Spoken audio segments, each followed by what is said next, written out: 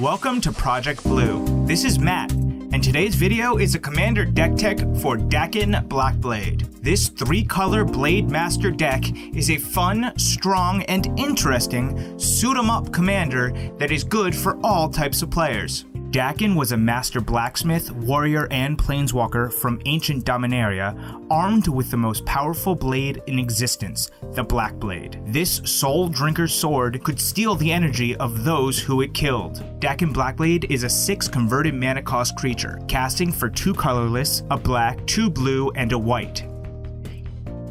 He's a human warrior originally printed in the Legends block in the summer of 1994. This iconic set introduced both multicolored cards and the Legends creature type, which would become the legendary subtype 10 years later.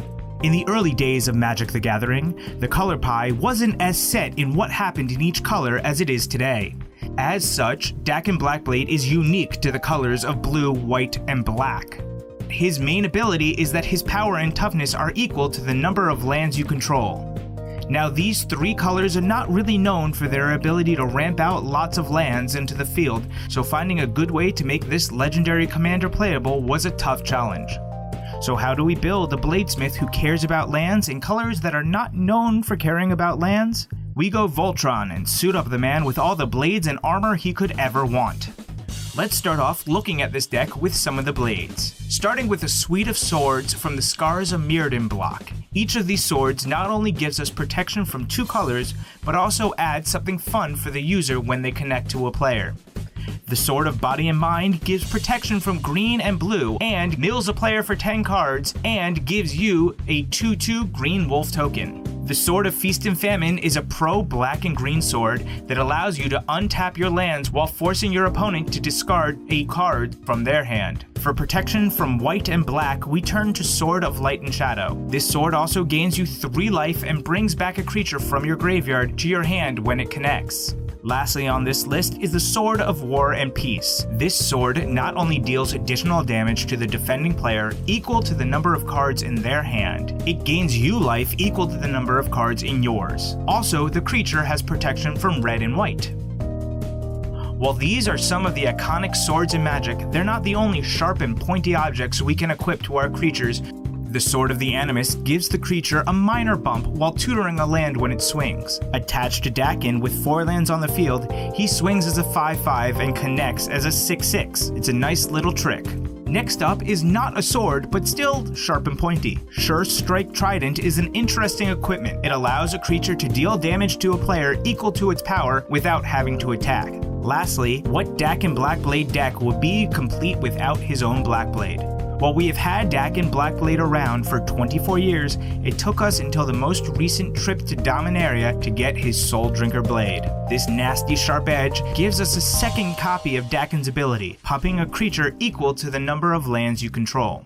Sharp swords alone do not a warrior make. You can't just give some guy blades and throw him into battle without giving him some backup. Here's where the clothing equipment comes in. Starting off, we have a choker, Basilisk Collar, for some death touch and lifelink. This deck is running so many artifacts, a helmet that gives a boost based on the number of artifacts we control, with instant speed equipability to boot, makes cranial plating one of the nastiest pieces of headgear. Lightning Greaves and Swiftfoot boots are the shin guards and footwear that almost every deck should be running. Finally, what's a mysterious hero without a cloak? Whisper Silk Cloak is badass, giving a creature shroud and unblockable, while Haunted Cloak gives a creature vigilance, trample, and haste. Blades and clothes are cool and all, but a few extra trinkets can really help pull an ensemble outfit together. Explorer Scope is another equipment that can help pump up Dakkon and ramp us out by allowing us to look at the top card of our library, and if it's a land, put it into play. Chariot of Victory is another useful piece of equipment, giving our hero first strike, trample, and haste. While that's all for the equipment to suit up our hero, that is not it for our artifacts in this deck. We throw in a few utility artifacts to help us out too, since his Divining Top is a nice way to make sure we're hitting our land drops when we want to and give us action when we need it. In a Lands Matter deck, being able to put out as many lands as possible in one turn can be a real advantage, but Esper is not really the color combination known to do that. Gear per Orrery gives us a nice symmetrical second land drop, and when we run out of cards, an additional card draw effect. Finally, Thematic Chromatic Compass is a nice way of tutoring up basic lands out of our deck into our hand so we're sure to hit our land drops. With Dakkon Blackblade, we want as many lands on the field as we can, but that doesn't mean we're not looking for some help with our mana. This deck runs a small suite of mana rocks with Soul Ring for faster mana, Felwar Stone for some color help, and Chromatic Lantern to help with our color fixing. We have all this great equipment in the deck, we should have some bodies to go with it. Pure Steel Paladin and Saram Senior Artificer allow us to draw cards whenever we play our equipment, with the former knocking our equipment cost to 0 if we have 3 or more artifacts on the field. Being able to throw equipment around our board for free is beyond useful. Stoneforge Mystic not only allows us to tutor up any equipment we might want, but also allows us to cheat it in without casting it. Another creature that helps make casting our equipment easier is Danitha Caption Paragon, as she makes all of our equipment and aura spells cost 1 generic mana less to cast. On top of that, her First Strike, Vigilance, and Lifelink make her a creature we want to play dress up with.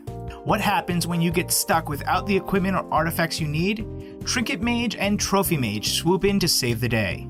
The former lets you tutor an artifact that costs 1 or less, while the latter lets you go and grab an artifact that costs 3 mana. 7 out of our 15 equipment have a converted mana cost of 3, making them great targets for Trophy Mage. The issue then becomes protecting our equipment, as they are scarier than some of our creatures. Here comes Padim, Consul of Innovation, to be our hero by giving all of our artifacts hexproof. This means if our opponents want to get rid of one of our equipment, they first gotta get rid of Padim. While suiting up Dakkon is a nice game plan, sometimes you need a few other friends to suit up with you. Here we have Thalia Heretic Cathar, a first strike 3/2 with a bonus of slowing down our opponents by forcing their non-basic lands and creatures to enter tapped. Obnixilis the Fallen is a nasty bugger who gets nastier when lands enter the battlefield. His landfall ability pings an opponent for 3 while pumping him at the same time. Lastly is Herald of Lesharek. What makes this 2/4 flyer's high casting cost of 7 worth it is his cumulative upkeep ability. He steals our opponent's lands. Now, when you run out of lands to steal, he does die and you have to give all those lands back, but if you can't win the game by that point, something's gone wrong. While all the creatures in this deck can use the equipment, not all of them are here to be equipped. Solemn Simulacrum, Pilgrim's Eye, and Burnished Heart are artifact creatures that help us ramp out our lands faster, pumping up Dakkon. Baleful Strix gives us some nice card draw on a body with Death Touch.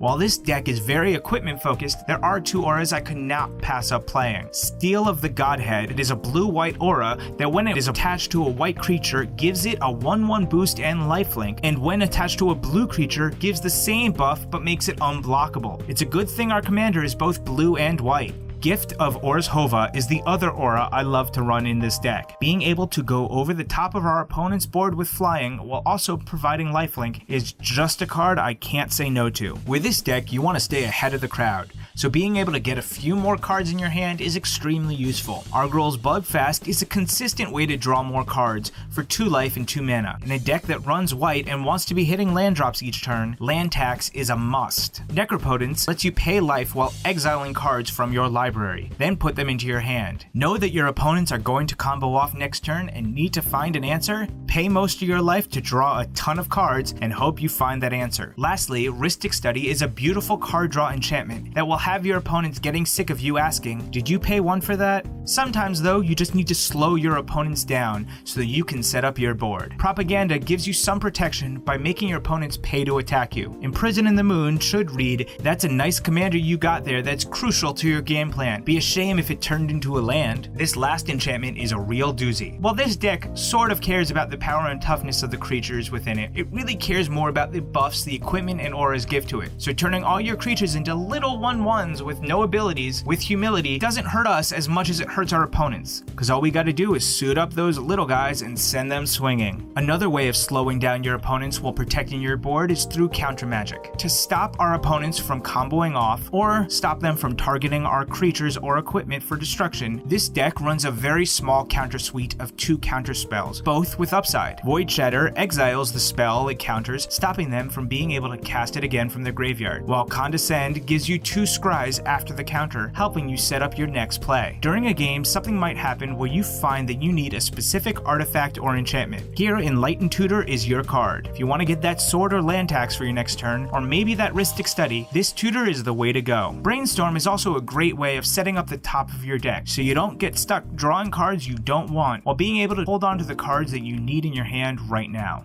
Sometimes you just gotta get rid of something on the other side of the board right now. This is where instant speed removal comes in handy. In this deck, it is incredibly easy to turn on Dispatch's Metalcraft ability to exile, but if you don't have that, being able to tap down the creatures is still very useful. Path to Exile is a staple remove a card in white, while this deck won't be afraid to path our own creature for the land. Another staple white removal spell that's also a sword is Swords to Plowshares. While Dispatch, Path, and Swords only hit creatures, Anguished Unmaking hits any non-land permanent, allowing you to get rid of any pesky permanent on the field. Finally, Cyclonic Rift is just one of those everything's gotta go right now kind of cards. Slowing down the removal sum, Vindicate is a sorcery speed removal spell that can hit anything you want it to, though sometimes an entire board just has to go away. Here's where Day of Judgment and Merciless Eviction come in. One destroying all the creatures on the field, while the other gives you the choice to either exile all artifacts, creatures, enchantments, or planeswalkers. While this Lands Matters deck is fun to play,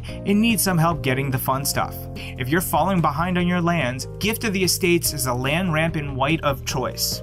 Fabricate is another way of keeping the deck consistent and helping you find those artifacts and equipment, while Diabolic Tutor lets you get any card out of your deck. So your creatures are suited up and ready for a fight when your opponent destroys all your artifacts and enchantments. Open the Vault is there to save the day. Symmetrically returning all artifacts and enchantments from the graveyard to the battlefield, this one can really save your butt. For the last non-land card in this deck, we turn to Liliana of the Dark Realms. This Liliana Planeswalker card is perfect for this deck. Her +1 ability allows us to secure our land drops for the turn by tutoring up a swamp. Not just a basic swamp, but any swamp out of our deck. Her second ability of buffing or nerfing a creature equal to the number of swamps we control for -3 loyalty is not as strong with this game plan, but is a nice way of either pumping or getting rid of a creature. Her ultimate of giving all swamps the ability to tap for 4 black mana is really amazing if you can get to it. Well, not critical to how this deck plays out, but I never really expect to get that many turns with Liliana, so I just get as many swamps as I can. Finally, we get to the real power and toughness of this commander deck, the lands. Kicking it off with a few utility lands, this deck wants to put a good number of cards into your hand, and Reliquary Tower lets you keep all of them without having to discard to hand size. In this deck, if you're not getting to the 5 lands you need to turn on Temple of the False God, something is going very wrong. While getting rid of one of your own lands, making Dakkon slightly smaller, might seem counterproductive. Strip mining an opponent's Maze of Ith or Glacial Chasm could save your life. The name of the game in this deck is Commander Damage, getting it high and getting it through. Rogue's Passage ability of making a creature unblockable allows us to play that game plan. Now this is a multicolored deck, so we need a couple of multicolored lands. Dromar's Cavern is the only layer land we have in this deck, so bouncing a non-layer land for your choice of white, blue, or black is not really an issue. Unlike other bounce lands,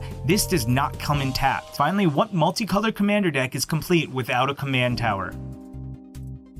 Not often, but sometimes, we might be light on one of the colors we need to cast what's in our hand. For this, we run a small suite of fetch lands with Flooded Strand, Polluted Delta, and Windswept Heath. In any multicolored deck, 2-color lands are a must to ensure you have the right mix of colors when you need them. To guarantee our supply of blue and black mana, we run 6 dual lands in Drowned Catacombs, Tainted Isle, Sunken Ruins, Sunken Hollow, Watery Grave, and Fetid Pools.